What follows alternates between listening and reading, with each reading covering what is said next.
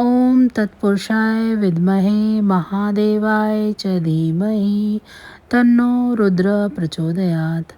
ओम पितृगणाय विद्महे जगतधारिणी धीमहि तन्नो पितरो हर हर महादेव। सभी को पितृपक्ष को बेहद महत्वपूर्ण समय माना गया है, जब लोग अपने पूर्वज की अत्यधिक श्रद्धा के साथ पूजा करते हैं। सनातन धर्म में पितृपक्ष का बहुत बड़ा धार्मिक महत्व है। जो लोग पितृपक्ष के दोष से परेशान हैं, उनके लिए यह समय बहुत खास होता है, क्योंकि इस दौरान पितरों का तर्पण करके इस दोष से राहत मिल जाती है। क्योंकि इस समय पूर्वज पृथ्वी पर आते हैं और 16 दिनों तक यहीं रहते हैं और सर्वपितृ अमावस्या पर पितृलोक में वापस चले जाते हैं। भारत में पिंडदान के लिए 55 जगहों को महत्वपूर्ण माना गया है। इनमें गया जी का नाम सबसे पहले आता है। गया में 48 जगहों पर पिंडदान होता है। क्या आप जानते हैं कि देश में इतनी जगहों के बावजूद भी लोग गया में ही पिंडदान क्यों करते हैं? पिंडदान के लिए पूरे भारत में गया जी से अच्छी जगह नहीं है। वैसे तो देश में कई जगहों को पिंडदान के लिए महत्वपूर्ण माना गया है, लेकिन गया जी का महत्व ज़्यादा है। लोग अपने पितरों की आत्मा की शांति और तर्पण के लिए बिहार के गया को ही चुनते हैं। पर क्या आप जानते हैं ऐसा क्यों है? दरअसल पुराणों में लिखा है कि अगर गया जाकर पिंडदान किया जाए तो पितरों की 21 पीढ़ियाँ मुक्त हो जाती हैं। लेकिन इसके पीछे भी एक दिलचस्प कहानी है, जिसके बारे में आपको जानना ज़रूर चाहिए। गया धाम की कहानी गयासुर नाम के राक्षस से जुड़ी हुई है, जिसने भगवान विष्णु की तपस्या करके उन्हें प्रसन्न किया। तपस्या पूरी होने पर उसने भगवान विष्णु से वरदान मांगा कि मेरा शरीर देवताओं से भी ज़्यादा पवित्र हो जाए। जो भी मेरे शरीर के दर्शन करे या स्पर्श करे वह पाप से मुक्त हो जाए। भगवान विष्णु ने गयासुर को ये वरदान दे दिया। इसके बाद हालात बदल गए। लोग जमकर पाप करने लगे और बदले में गयासुर के दर्शन कर लेते। ऐसे में तो यहाँ पाप बढ़ता ही गया। तब देवता लोग इससे परेशान हो गए।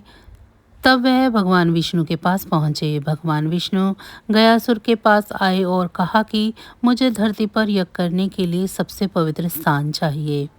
गयासुर ने कहा कि हे प्रभु, मुझसे पवित्र तो कुछ भी नहीं है। मैं धरती पर लेट जाता हूँ, आप यज्ञ कर लीजिए। तब गयासुर लेट गया तो उसका शरीर 5 कोस तक फैल गया।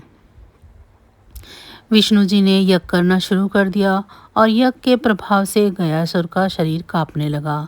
तब भगवान विष्णु ने वहाँ एक शिला रखी, जिसे प्रेत शिला वेदी के नाम दिया गया। गयासुर के त्याग से प्रभावित होकर विष्णु जी ने गया को ये वरदान दिया कि जो भी यहाँ आकर अपने पितरों का पिंडदान करेगा और उसके पितरों की 21 पीढ़ियाँ मुक्त हो जाएंगी। गया में पिंडदान के लिए कई पवित्र जगह हैं। आप फागुल नदी, विष्णुपद मंदिर, अक्षयवट वृक्ष, सीता कुंड, रामशिला वेदी, धर्मायण वेदी, प्रेतशिला वेदी, कागबली वेदी जैसी जगहों पर पितरों का तर्पण कर सकते हैं। जिन लोगों को अपने पितरों की मृत्यु की तिथि का पता ना हो तो सर्वपितृ अमावस्या के दिन उनका श्राद्ध करना चाहिए, जिनसे उन्हें मोक्ष की प्राप्ति हो सके और अपने जीवन के सभी भय बाधा दूर हो सकें। पितृपक्ष के दौरान चांदी की वस्तु, गुड़, काले तिल, अन्नदान, नमक, जूते और चप्पल आदि का दान करना चाहिए, क्योंकि ये बहुत अच्छा माना जाता है। ऐसा कहा जाता है कि इन चीज़ों का दान करने से व्यक्ति के आने वाली विपत्तियों से बचा जा सकता है, साथ ही पितृदोष से छुटकारा मिलता है। यही नहीं, व्यक्ति का सोया हुआ भाग्य भी जाग उठता है। पितृपक्ष में आप जो भी दान करते हैं उसका फल आपको तो मिलता ही है, साथ ही साथ आपकी आने वाली कई पीढ़ियों को भी इसका लाभ प्राप्त होता है। आपको पितृपक्ष में किए गए दान का फल 100 गुना अधिक मिलता है। लेकिन पितृपक्ष में कुछ चीज़ों का दान वर्जित है। यदि आप इनका दान करते हैं तो आपको पितृदोष का सामना करना पड़ सकता है। आप कंगाल तक हो सकते हैं। इसीलिए आपको मालूम होना चाहिए कि पितृपक्ष में क्या दान करें और क्या नहीं करना चाहिए। आइए चलिए जानते हैं विस्तार से। पितृपक्ष का आरंभ भाद्रपद मास की पूर्णिमा तिथि से हो जाता है। पितृपक्ष में श्राद्ध कर्म के कार्यों के साथ साथ दान का भी विशेष महत्व बताया जाता है। दान और श्राद्ध कर्म के कार्यों से पितरों को मुक्ति मिलती है। ऐसा कहा जाता है कि पितरों के नाम से किए गए दान से व्यक्ति को 100 गुना अधिक फल मिलता है। लेकिन आपको मालूम होना चाहिए कि पितृपक्ष में किन चीज़ों का दान करना वर्जित माना गया है। पितृपक्ष में अधिकांश लोग कपड़ों का दान करते हैं। आप कपड़ों का दान तो कर सकते हैं, लेकिन इस बात का ख्याल रखें कि कपड़े पुराने नहीं होने चाहिए। नए कपड़ों का दान ही करना चाहिए। साथ ही कपड़े ऐसे खरीदें जिनका इस्तेमाल कोई व्यक्ति आसानी से कर सके। जबकि जूते चप्पलों का दान तो आप भूल कर भी ना करें। ऐसे करने से आपका राहु प्रभावित हो सकता है और आपको राहु दोष लग सकता है। पितृपक्ष में लोहे के बर्तनों का दान भूल कर भी नहीं करना चाहिए। दरअसल पितृपक्ष में स्टील या चांदी के बर्तनों का दान करना उत्तम माना जाता है। आप पितृपक्ष में इन चीज़ों का दान कर सकते हैं, जबकि लोहे के बर्तन दान करने से आपको पितरों की नाराज़गी झेलनी पड़ सकती है, यानी आपको पितृदोष लग सकता है। मान्यता के अनुसार व्यक्ति को पितृपक्ष में झाड़ू का दान नहीं करना चाहिए। दरअसल पितृपक्ष में झाड़ू दान करने से आपको आर्थिक समस्या का सामना करना पड़ सकता है। साथ ही पितृपक्ष में अपने घर में इस्तेमाल के लिए भी नई झाड़ू नहीं खरीदनी चाहिए। पितृपक्ष में भूलकर भी तेल का दान नहीं करना चाहिए। दरअसल ऐसा करने से आपके पितृ आपसे नाराज़ हो सकते हैं। इस बात का विशेष ख्याल रखें कि सरसों के तेल का दान भूलकर भी नहीं करना चाहिए।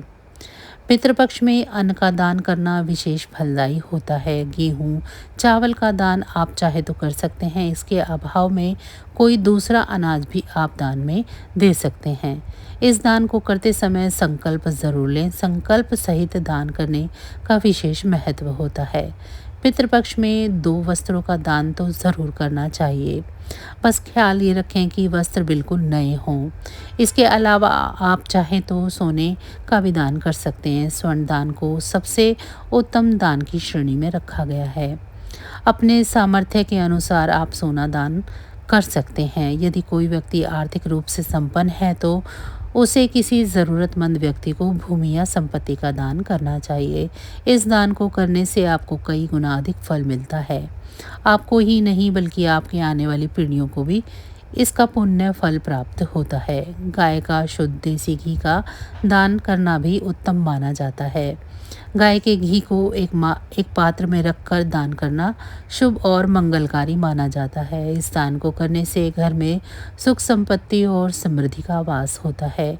इसीलिए पितृपक्ष में इन सब में से आप किसी भी वस्तु का दान कर सकते हैं। इसका फल आपको कई पीढ़ियों तक मिलता रहेगा। ऐसा कहा जाता है कि पितरों की तस्वीर ड्राइंग रूम व बेडरूम में नहीं लगानी चाहिए। इससे घर में वास्तु दोष उत्पन्न होता है, जिसके प्रभाव से घर के सदस्यों की सेहत पर नकारात्मक असर पड़ता है। साथ ही आपसी लोगों में मनमुटाव की स्थिति बन जाती है। यही नहीं, इसके प्रभाव से धन और मान की हानि भी हो सकती है। इसीलिए इन जगहों पर पूर्वजों की तस्वीर लगाने से बचना चाहिए। पितरों की तस्वीर दक्षिण दिशा में लगाना अच्छा माना जाता है। इससे घर में सुख शांति बनी रहती है।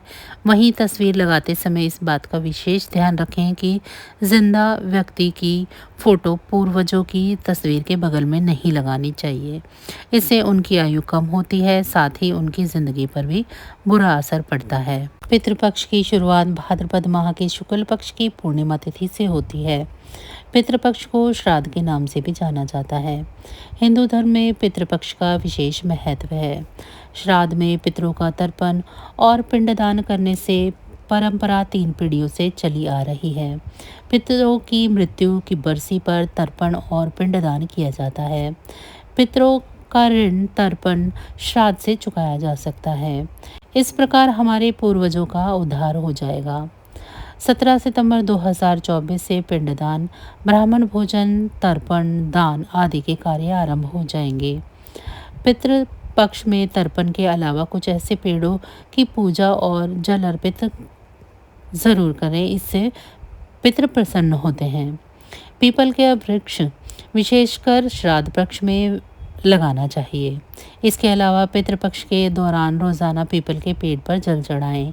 ऐसा माना जाता है कि इससे परिवार में सौभाग्य आता है। पुराणों के अनुसार वहाँ पितरों का वास होता है, इसीलिए पितरों की तृप्ति के लिए पीपल के वृक्ष पर जल में दूध और तिल मिलाकर तर्पण करना चाहिए। पितृपक्ष की हर शाम पीपल के पेड़ के नीचे तेल का दीपक जलाएं और पितृ सूतक का पाठ भी करें। इससे पितृदोष समाप्त हो जाता है, साथ ही वित्तीय संकट भी दूर होता है। तुलसी में देवी लक्ष्मी का वास माना जाता है। पितृपक्ष के दौरान तुलसी की पूजा करने से पितृ भी प्रसन्न होते हैं और घर में देवी लक्ष्मी का वास होता है। पितृदोष के हानिकर प्रभाव से बचने के लिए 5 मुखी, 7 मुखी, 8 मुखी और 12 मुखी रुद्राक्ष धारण करें। यदि यह विकल्प नहीं है तो आप नवग्रह रुद्राक्ष माला भी पहन सकते हैं। पितृपक्ष के दौरान शाम के समय जल रखने वाले स्थान पर पितरों के नाम का दीपक जलाएं। ऐसा कहा जाता है कि इससे घर में सुख शांति बनी रहती है। श्राद्ध के दिन लहसुन प्याज रहित सात्विक भोजन ही घर की रसोई में बनाना चाहिए। उड़द की दाल, बड़े, चावल, दूध, घी से बने पकवान, खीर, मौसमी सब्जी जैसे तोरई, लौकी, सीताफल, भिंडी, कच्चे केले की सब्जी ही भोजन में मान्य है। आलू, मूली, बैंगन, अरवी तथा जमीन के नीचे पैदा होने वाली सब्जियां पितरों को नहीं चढ़ती हैं। भाद्रपद की पूर्णिमा से अश्विन माह की अमावस्या तक श्राद्ध पक्ष चलता है, जिसे पितृपक्ष भी कहते हैं। यदि आप इस दौरान अपने पितरों का श्राद्ध, तर्पण या पिंडदान करने जा रहे हैं तो यह भी जान लें कि शास्त्रों के अनुसार किस जगह श्राद्ध करना चाहिए और किस जगह पर नहीं। यदि अनुचित जगह पर श्राद्ध किया तो उसका फल भी नहीं मिलता है। पितृपक्ष में कहाँ श्राद्ध करना चाहिए, चलिए जानते हैं। श्राद्ध आप अपने घर में भी कर सकते हैं। दक्षिण में मुँह करके श्राद्ध किया जाता है। किसी पवित्र नदी संगम, समुद्र में गिरने वाली नदियों के तट पर उचित समय में विधि विधान से श्राद्ध किया जा सकता है। पवित्र वट वृक्ष के नीचे भी श्राद्ध कर्म किया जा सकता है। शास्त्रों में उल्लेखित किसी तीर्थ क्षेत्र में भी श्राद्ध किया जा सकता है। समुद्र के तट पर भी श्राद्ध किया जा सकता है। जहाँ बैल न हो ऐसी गौशाला में भी उचित स्थान पर गोबर से लीपकर शुद्ध करके श्राद्ध किया जा सकता है। पवित्र पर्वत शिखर पर भी श्राद्ध किया जा सकता है। वनों में उचित स्थान, स्वच्छ और मनोहर भूमि पर भी विधि पूर्वक श्राद्ध किया जा सकता है। चलिए अब जानते हैं कि पितृपक्ष में कहाँ श्राद्ध नहीं करना चाहिए। किसी की पर्सनल भूमि पर श्राद्ध नहीं करते हैं। भूमि सार्वजनिक होनी चाहिए। अगर दूसरों के घर या भूमि पर श्राद्ध करना पड़े तो किराया या दक्षिणा भूस्वामी को दे देना चाहिए। किसी भी प्रकार से अपवित्र हो रही भूमि पर भी श्राद्ध नहीं कर सकते। किसी ऐसे स्मशान में श्राद्ध नहीं कर सकते जिसे तीर्थ नहीं माना जाता। किसी मंदिर के अंदर या देवस्थान पर भी श्राद्ध क्रम नहीं करना चाहिए। इसके लिए पंडित से सलाह लें। श्राद्ध पर्व पर यह कथा अधिकांश क्षेत्रों में सुनाई जाती है। इस कहानी को पढ़े बिना पितृपक्ष का पुण्य नहीं मिलता है, ऐसी मान्यता है।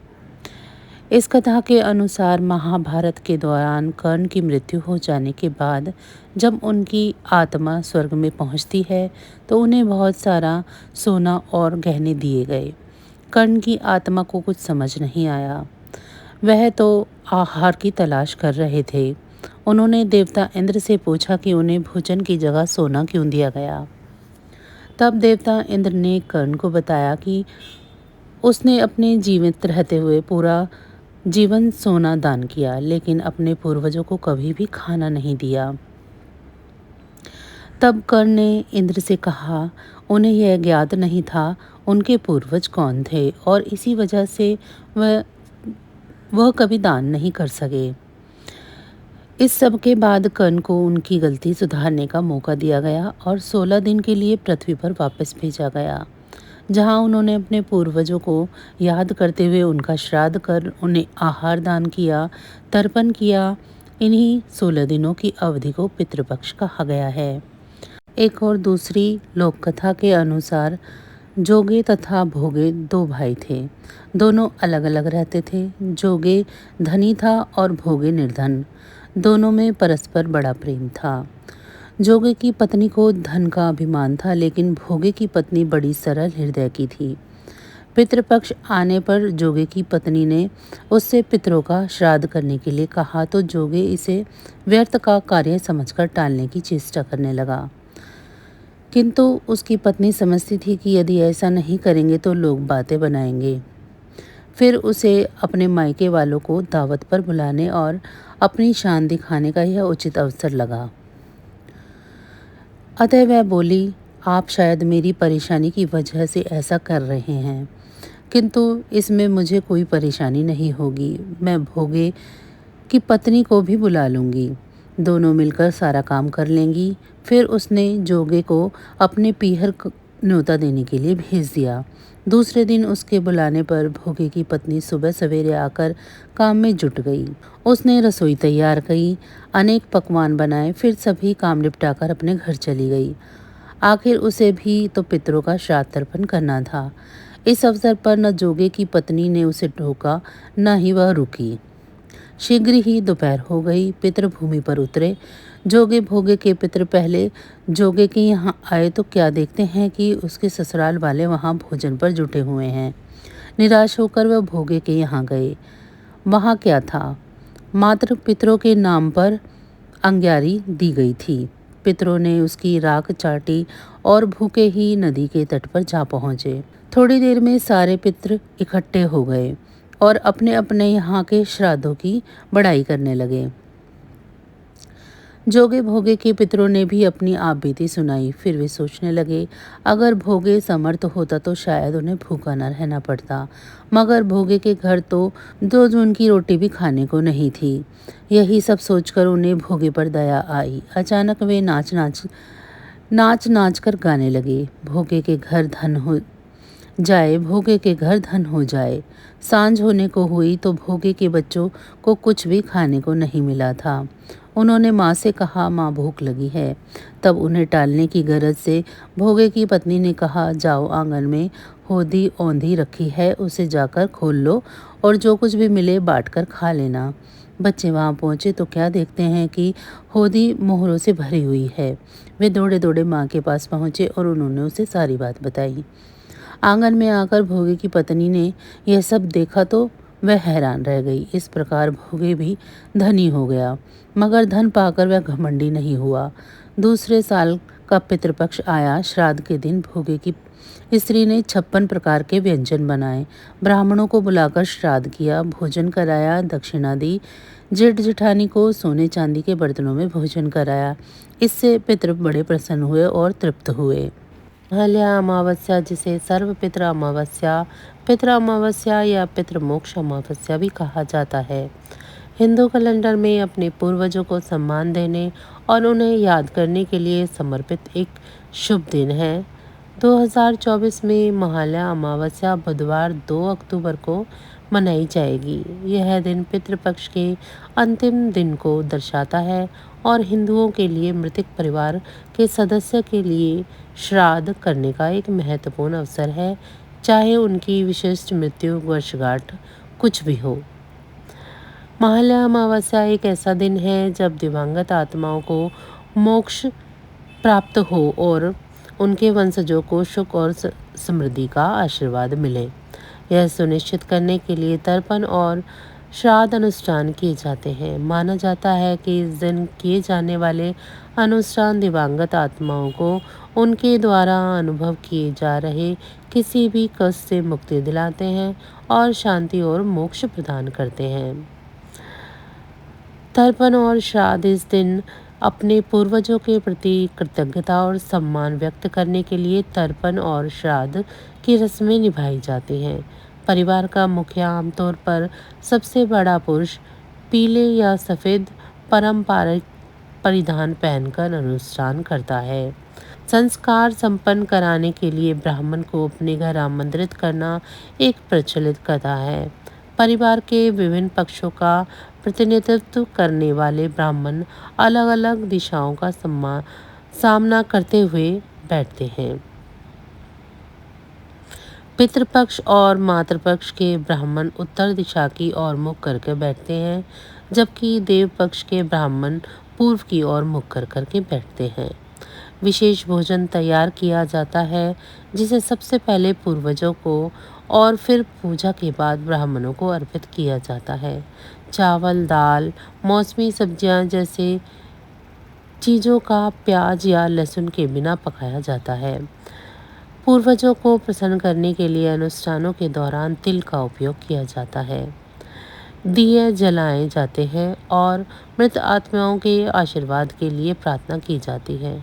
अनुष्ठान का समापन तिल, जल और फूलों को फर्श पर छिड़कने के साथ होता है, जहाँ ब्राह्मण बैठते हैं। महालया अमावस्या को पूर्वजों का आशीर्वाद प्राप्त करने के लिए एक अत्यंत शक्तिशाली दिन माना जाता है। हिंदू मान्यताओं के अनुसार इस अवधि के दौरान पूर्वज अपने स्वर्गीय निवास को छोड़कर अपने वंशजों द्वारा किए गए तर्पण को प्राप्त करने के लिए पृथ्वी पर उतरते हैं। ऐसा कहा जाता है, जो लोग पितृपक्ष के दौरान श्राद्ध अनुष्ठान करने में विफल रहते हैं, उन्हें पितृदोष के नकारात्मक प्रभावों का सामना करना पड़ सकता है। माना जाता है कि यह दोष परिवार के सदस्यों के जीवन में दुर्भाग्य और बाधाएं लाता है। ज्योतिषीय दृष्टि से पितृदोष विवाह में देरी, स्वास्थ्य समस्याओं या वित्तीय अस्थिरता जैसी चुनौतियों का कारण बन सकता है। महालया अमावस्या पर तर्पण और श्राद्ध करने से इन प्रभावों को कम करने, पिछले कर्मों को हल करने और बाधाओं को दूर करने में मदद मिलती है। महालया अमावस्या पश्चिम बंगाल में भव्य दुर्गा पूजा समारोह की शुरुआत का भी प्रतीक है। महालया के दिन को पारंपरिक रूप से त्योहारों के मौसम की शुरुआत के रूप में माना जाता है। यह देवी दुर्गा के धरती पर आगमन का संदेश देता है। इस दिन लोग सुबह जल्दी उठकर महिषासुरमर्दिनी स्तोत्र का पाठ करते हैं, जो बुराई पर अच्छाई की जीत की कहानी कहता है। इन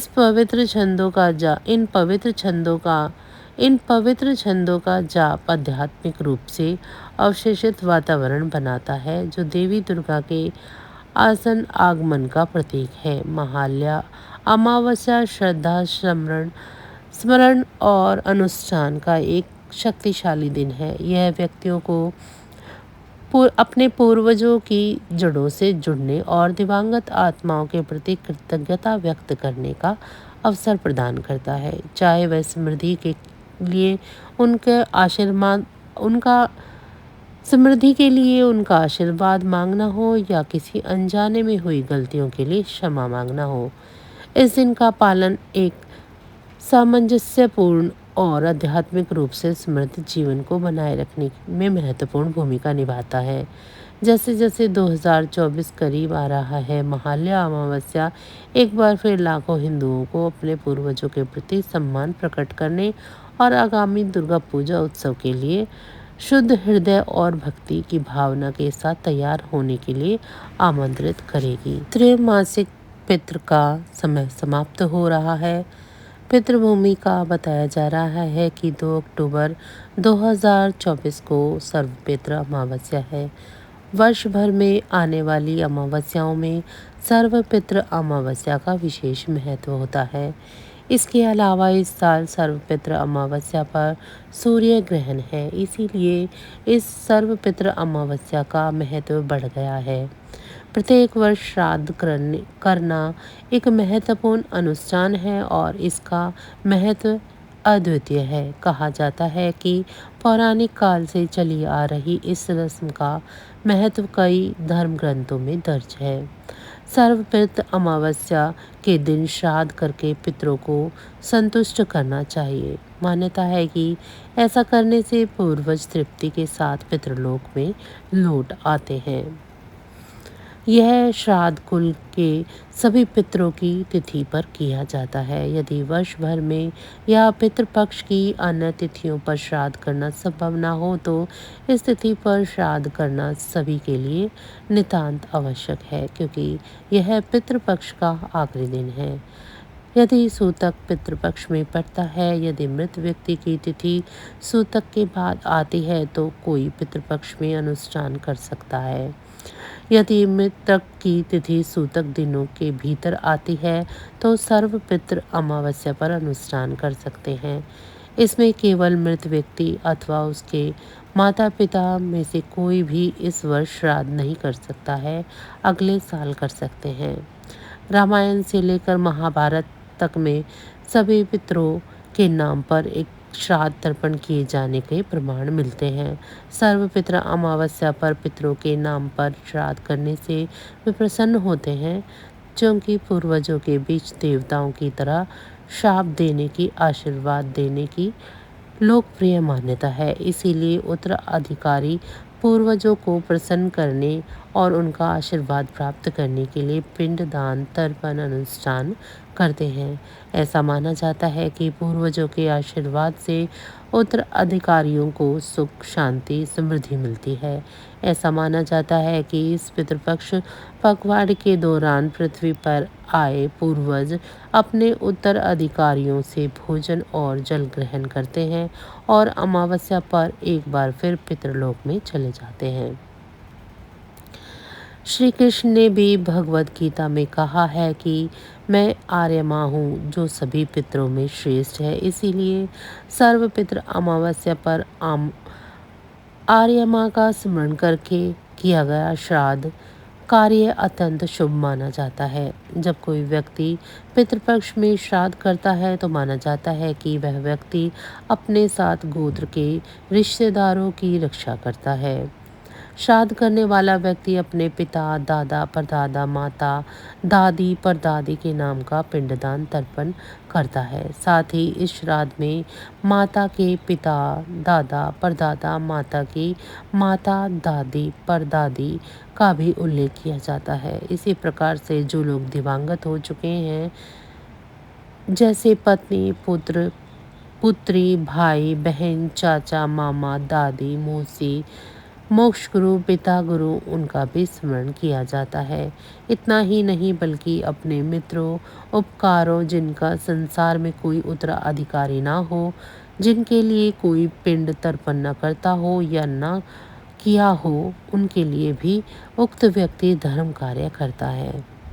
ऐसा कहा जाता है कि जिसने पूरे वर्ष या पितृपक्ष में पितरों के लिए कुछ न किया हो, वह केवल सर्वपित्र अमावस्या पर ही श्राद्ध करे तो पितृ तृप्त हो जाते हैं। सर्वपित्र अमावस्या के दिन ब्रह्म मुहूर्त में उठकर नहाने के पानी में गंगा जल मिलाकर स्नान करना चाहिए। साफ कपड़े पहने, सात्विक भोजन करें। दिन के दूसरे पहर यानी शाम के 3 बजे घर में प्रवेश द्वार पर दीपक जलाकर रखें। इसके बाद भगवान के सामने दीपक जलाना चाहिए।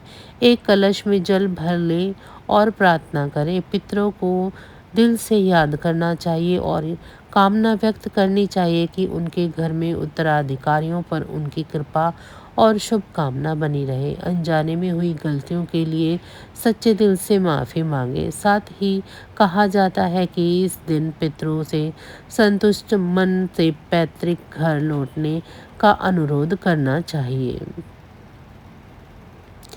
सर्वपित्र अमावस्या के दिन घर की महिला वर्ग को स्नान आदि कर पितरों के तर्पण की तैयारी करनी चाहिए। पितरों के नाम पर श्राद्ध कार्य और तर्पण कर्म करने के बाद एक पत्ता पितरों के नाम पर रखना चाहिए। यह पत्ता गाय और कौवे को खिलाना चाहिए। कौवे को खिलाने के लिए रखे गए भोजन के हिस्से को काक बलि कहा जाता है। मान्यता है कि पितृपक्ष में पूर्वज किसी भी रूप में आ सकते हैं।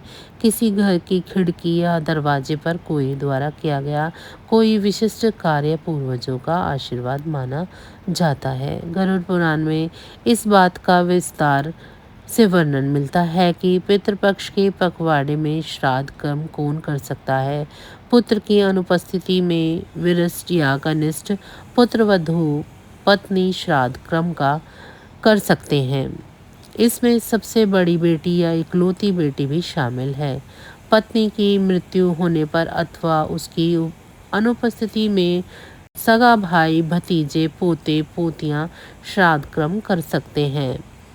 यदि इनमें से कोई भी मौजूद या उपलब्ध नहीं है तो शिष्य, मित्र, रिश्तेदार श्राद्ध क्रम कर सकते हैं।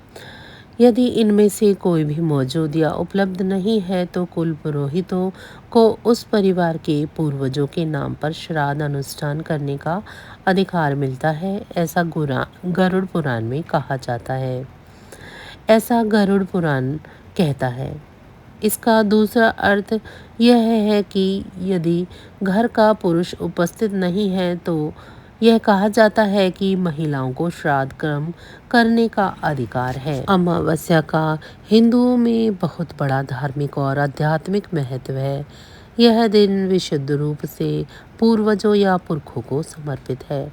अश्विन माह में पड़ने वाली अमावस्या पितृपक्ष के दौरान आती है और पितृपक्ष को महत्वपूर्ण समय माना गया है, जब पूर्वज पृथ्वी पर आते हैं और अपने परिवार के सदस्यों को प्रसन्न होने और उन्हें इच्छा पूर्ति का आशीर्वाद देने की आशा में अपने घर आते हैं।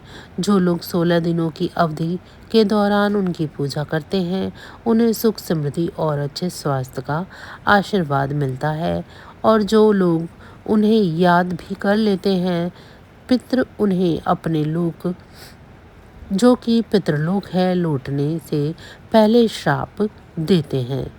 सर्वपितृ अमावस्या वह दिन है जब वे अपने लोक में लौटते हैं और यह प्रक्रिया हर साल होती है।